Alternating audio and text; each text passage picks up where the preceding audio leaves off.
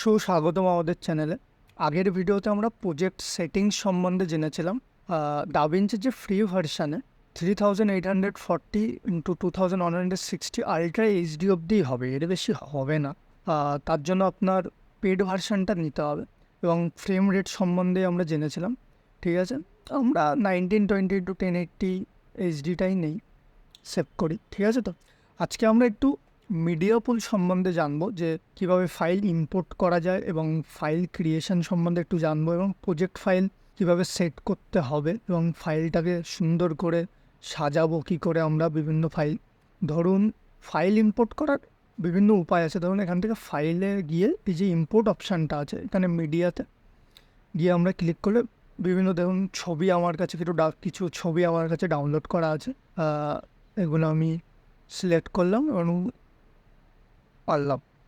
এই যে দেখুন এরকমভাবে আমি প্রিভিউ করতে পারবো, যে কি সুন্দর সুন্দর একটা সুন্দর মহিলার একটা ছবি আছে, ফুল হাতে ফুল, হ্যান্ডসাম একটা বয়, একটা ভিডিও আছে, একটা সমুদ্রের ভিডিও আছে। এটা একটা ফাইল ইম্পোর্ট করার হলো। আর একটা আছে এইগুলো যেগুলো আছে, যেগুলো আমার ইন্টারনাল মেমোরি সি ড্রাইভ, আমার ড্রাইভে যেগুলো আমার ফাইল সেভ করা আছে সেইগুলোর ভিডিও। ধরো এই যে ভিডিও এডিটিং ক্লিপসে আমি ক্লিক করলাম, এখান থেকে এই যে ডলি জুম এফেক্টস একটা ভিডিও আমার কাছে বানানো আছে, আমি ধরো প্রিভিউ করলাম এই ভিডিওটা, এটা আমার বেশ ভালো লাগলো, এখান থেকে আমি ভিডিওটাকে ইম্পোর্ট করলাম। এরকমভাবে আপনারা এই যে বারটা দেখতে পাচ্ছেন, এখান থেকে আপনারা প্রিভিউ করতে পারবেন যে কোনটা ভালো লাগবে বা কোনটা ভালো লাগবে না।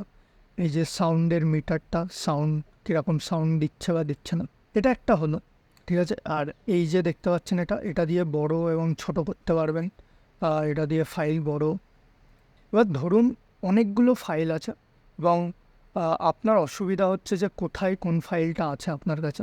তো এখানে ধরুন দুটো বার সেট করা, এখানেও সার্চ যে অপশানটা আছে এখানে আমি সিলেক্ট করলাম। ধরুন আমার একটা ডলিজুম যে এফেক্টটা আছে ওটা আমাকে খুঁজতে হবে, এখানে আমি সার্চ করলাম ডলি, যেমন এই দেখো ডলিজুম এফেক্টটা আমার সামনে চলে এসছে।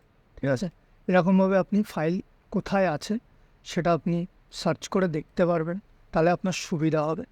এবার ধরুন আমার কাছে কিছু ভিডিও আছে, কিছু ফটো আছে। ঠিক আছে, তো এবার আমি ফটোগুলো আলাদা একটা ফাইলে এবং ভিডিওগুলো আলাদা একটা ফাইলে আমি রাখতে চাই।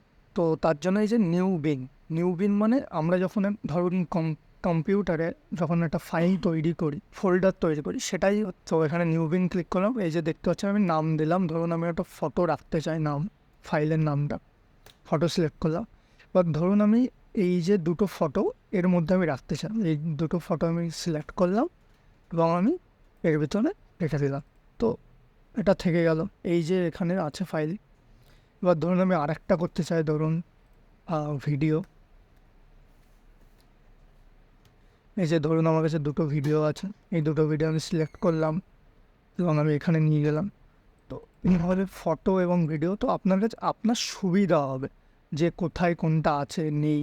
ফাইলের নাম ধরুন পরে আপনি চেঞ্জও করতে চান, তো এখান থেকে ধরুন রিনেম যে বিনটা আছে এখানে রিনেম বিনে অপশানে ক্লিক করলেন এবং ধরুন রাখতে চাইলেন সিলেক্ট করলেন, হয়ে গেল। কিন্তু আমি যেরকম ছিল তার সেরকমই রাখবো ফটো। তো এটাই ক্লিক করলাম। এভাবে বিভিন্ন ফাইল আপনি সিলেক্ট করতে পারবেন। এবার ওয়ার্ক স্পেসে গিয়ে আমি ধরো ফুল স্ক্রিন উইন্ডোটা ক্লিক করলাম, করতে ভুলে গেছে, যাই হোক। এখান থেকে আপনি এই যে যেটা দেখালাম আপনাদেরকে, এখান থেকেও আপনি সার্চ করতে পারবেন ফাইল, কোথায় কী ফাইল আছে।